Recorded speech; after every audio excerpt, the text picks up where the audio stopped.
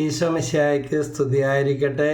ഞാൻ brother Shaiju Adappally, Ernakulam saint Mary's prayer മിനിസ്ട്രിയിൽ നിന്നാണ്.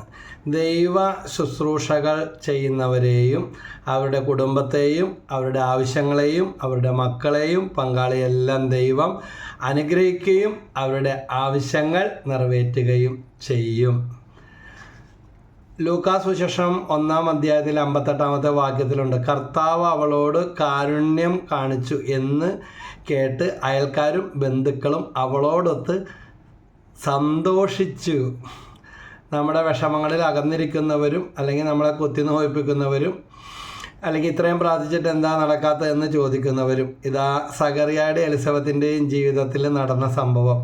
വാർദ്ധക്യത്തിൽ ദൈവം അവർക്ക് സ്നാപയോഹന്നാൻ്റെ മാതാപിതാക്കളാകാനുള്ള അനുഗ്രഹമാണ് കൊടുത്തത്. അപ്പോൾ പ്രാർത്ഥിക്കുന്നവരെ ദൈവം ഒരിക്കലും കൈവിടത്തില്ല. അവിടെ പറയുന്ന വചനമാണ് ലൂക്ക 1:58. എന്താണ്? കർത്താവ് അവളോട് കാരുണ്യം കാണിച്ചു എന്ന് കേട്ട് അയൽക്കാരും ബന്ധുക്കളും അവരോടൊത്ത് സന്തോഷിച്ചു.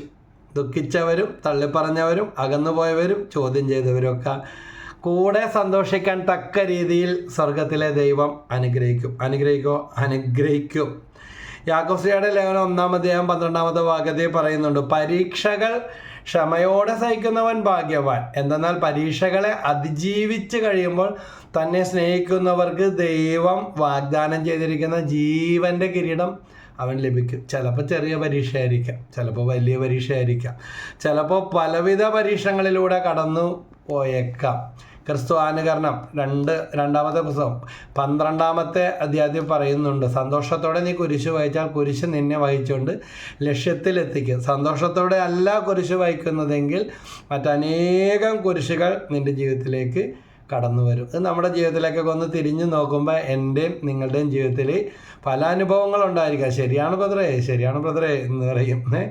സങ്കീർത്തനം 23:4 പറയുന്നുണ്ട്, ഒരു സൈന്യം തന്നെ എനിക്കെതിരെ പാളയമടിച്ചാലും എൻ്റെ ഹൃദയം ഭയം അറിയുകയില്ല. സംഗതിയൊക്കെ ഉണ്ടാകും, പ്രശ്നങ്ങളുണ്ടാകും, ശത്രുക്കളുണ്ടാകും, ഉപദ്രവങ്ങളുണ്ടാകും, പക്ഷേ ഭയം എന്ന് പറഞ്ഞ സാധനം ഉണ്ടാകത്തില്ല. അവർക്ക് പിടിവിട്ടു പോകും. എനിക്കെതിരെ യുദ്ധമുണ്ടായാലും ഞാൻ ആത്മധൈര്യം വെടിയുകയില്ല. ഇനി അങ്ങനെ എന്തെങ്കിലും ഉണ്ടായാൽ തന്നെ ഉണ്ടാവില്ലെന്നല്ല വചനത്തിൽ പറഞ്ഞിരിക്കുന്നത്.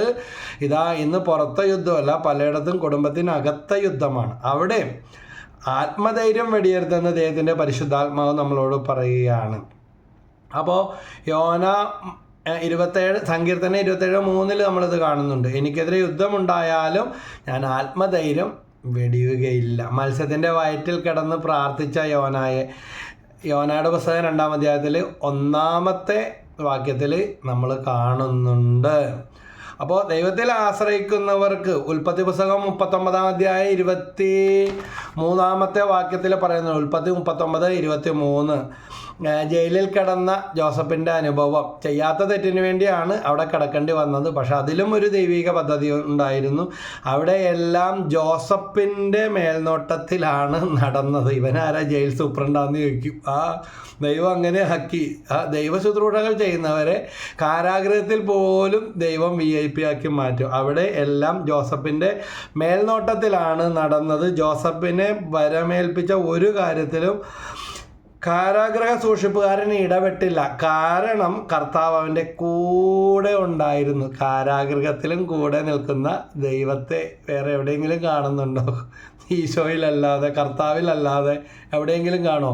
ഇത് അപ്പോസ്തല പ്രവർത്തനം 16-ാം അധ്യായത്തിൽ നമ്മൾ കാണുന്നുണ്ട്. പൗലോസും സീലാസും ജയിലറെ കടന്നപ്പോൾ അവിടെ സ്വർഗത്തിലെ ദൈവം കാരാഗ്രഹവാതികൾ തുറന്നു. അവർ ദൈവത്തെ ആരാധിച്ചപ്പോൾ, സ്തുതിച്ചപ്പോൾ, അപ്പം നമ്മൾ സ്തുതിച്ച് ചങ്ങലകൾ പൊട്ടണം, കെട്ടുകൾ പൊട്ടണം. കാവൽ നിന്നവർ അവരുടെ യജമാനന്മാരെ ഞങ്ങളെന്ത് ചെയ്യണമെന്നും പറഞ്ഞിട്ട് അവർ കാൽക്കൽ വീണ മാനസാന്തരപ്പെട്ട അനുഭവം. ഇന്ന് നമ്മൾ ഉപദ്രവിച്ചുകൊണ്ടിരിക്കുന്നവർക്ക് വേണ്ടിയൊക്കെ നമ്മൾ പ്രാർത്ഥിക്കുക. ചിലപ്പോൾ കുറേ പ്രാർത്ഥിക്കേണ്ടി വന്നേക്കാം. നമുക്കറിയാം, ചില രോഗങ്ങളൊക്കെ വരുമ്പോൾ, വലിയ രോഗം വരുമ്പോൾ അധികം നാൾ ട്രീറ്റ്മെൻറ്റും മരുന്നും ആവശ്യമാണ്.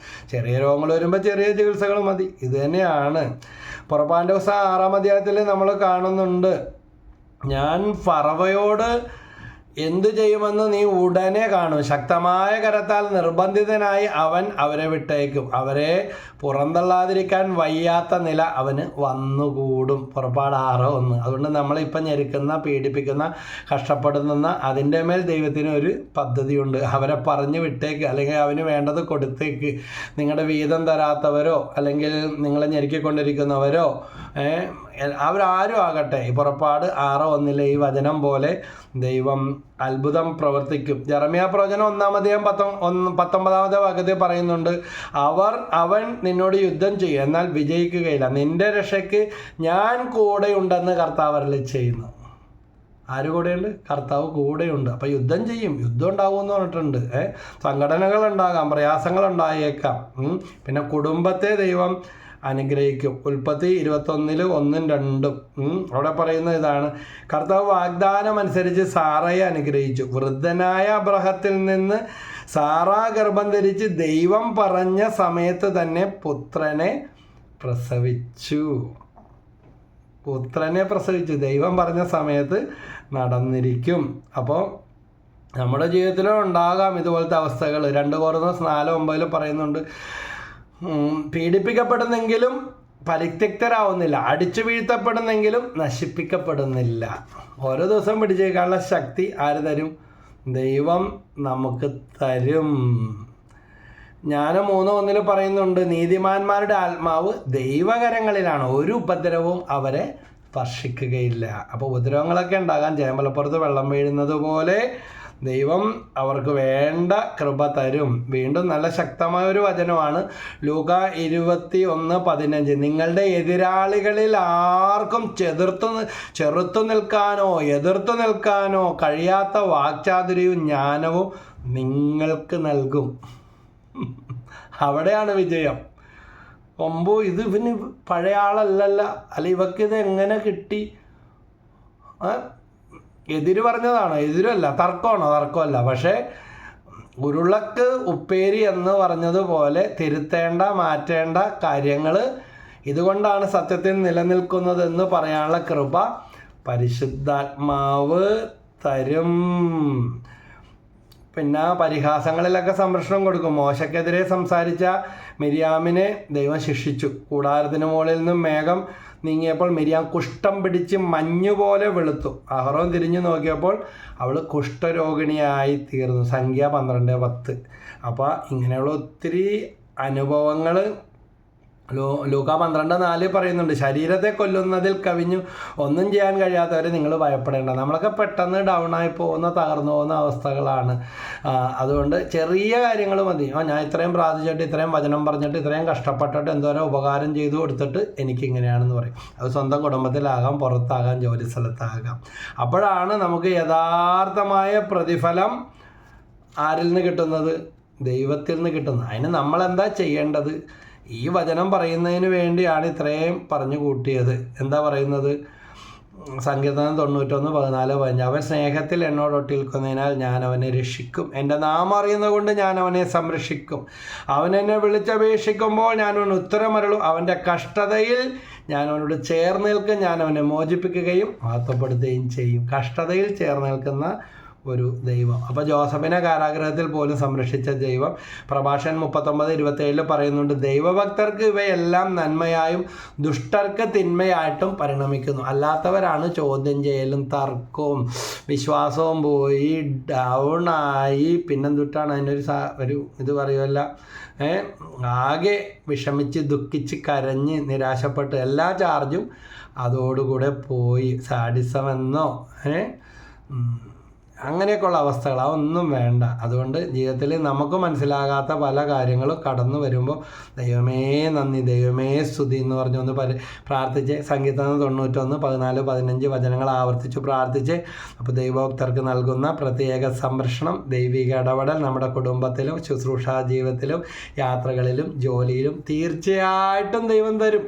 സങ്കീർത്തനം 23:5 പറയുന്നത് പോലെ ശത്രുക്കളുടെ മുമ്പിൽ അവിടെ നിനക്ക് വിരുന്നൊരുക്കും. നിൻ്റെ ജീവിതകാലം മുഴുവൻ അവിടുത്തെ നന്മയും കരുണയും നിന്നെ അനുഗമിക്കും. 23-ാം സങ്കീർത്തനത്തിൽ തന്നെ പറയുന്നുണ്ട്, മരണത്തിൻ്റെ നിഴൽ വീണ താഴ്വരയിലൂടെയാണ് ഞാൻ കടന്നു പോകുന്നതെങ്കിൽ അവിടുന്ന് കൂടെയുള്ള എൻ്റെ അനുകരണാർത്ഥവും ഭയപ്പെടുകയില്ല, നീ ഒരു അനർത്ഥവും ഭയപ്പെടുകയില്ല. കർത്താവ് കൂടെയുണ്ട്, എപ്പോഴും ദൈവം എൻ്റെ കൂടെയുണ്ട്. അതുകൊണ്ടാണ് പീറ്റർ ചേരാനല്ലൂരിൻ്റെ പാട്ടിൽ കേൾക്കുന്നുണ്ടല്ലോ, ഇന്നും എൻ്റെ കൂടെയുണ്ട് നാഥൻ, ഭയപ്പെടില്ല ഞാൻ ഭയപ്പെടില്ല.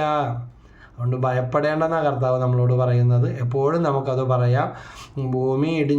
ആകാശം ഇടിഞ്ഞു വന്നതുപോലെ, ഭൂമി കുലുങ്ങുന്നത് പോലെ, അല്ലെങ്കിൽ നിലനിൽപ്പ് തന്നെ അവതാളത്തിലായതുപോലെ പല പരീക്ഷണങ്ങളും സഹനങ്ങളും ഉണ്ടാകാം. അല്പകാലം സഹിച്ച് കഴിയുമ്പോൾ ശത്രുക്കളെ പോലും നാണം കെടുത്തിക്കൊണ്ട് ദൈവശുശ്രൂഷകൾ ചെയ്യുന്നവരെ ദൈവം ഉയർത്തിയിരിക്കും. എൻ്റെ ശുശ്രൂഷാ ജീവിതത്തിൽ ഇന്നു വരെ കണ്ടിട്ടുള്ളത് ശുശ്രൂഷകരുടെ അവസ്ഥയിൽ അവർ ചോദിക്കും, ബ്രദറെ എന്ത് ചെയ്യും ബ്രദറെ, കഴിഞ്ഞതിനേക്കാൾ വലുതാണ് വന്നത്, അല്ലെങ്കിൽ എന്ത് ചെയ്യും, അല്ലെങ്കിൽ ഇനി എന്തെങ്കിലും വലിയ ദോഷമാണോ കടമാണോ ശാപമാണോ എന്ന് ചോദിക്കും. പക്ഷെ അല്പനാൾ കഴിയുന്നതിന് മുമ്പ് വലിയ സന്തോഷത്തിലേക്ക് കടന്നു വരുന്ന അനുഭവം കണ്ടിട്ടുണ്ട്. അതുകൊണ്ട് കർത്താവ് നമ്മുടെ കാവൽക്കാരനാണ്, നമ്മുടെ സംരക്ഷകനാണ്, നമ്മളെ സ്നേഹിക്കുന്ന ദൈവമാണ്, നമ്മളെക്കുറിച്ച് പദ്ധതിയുള്ള ദൈവമാണ്. റോമ 8:28 എല്ലാം നന്മക്കായിട്ട് പരിണമിപ്പിക്കും. Praise the lord. ഈശോ മിശിഹായ്ക്ക് സ്തുതിയായിരിക്കട്ടെ.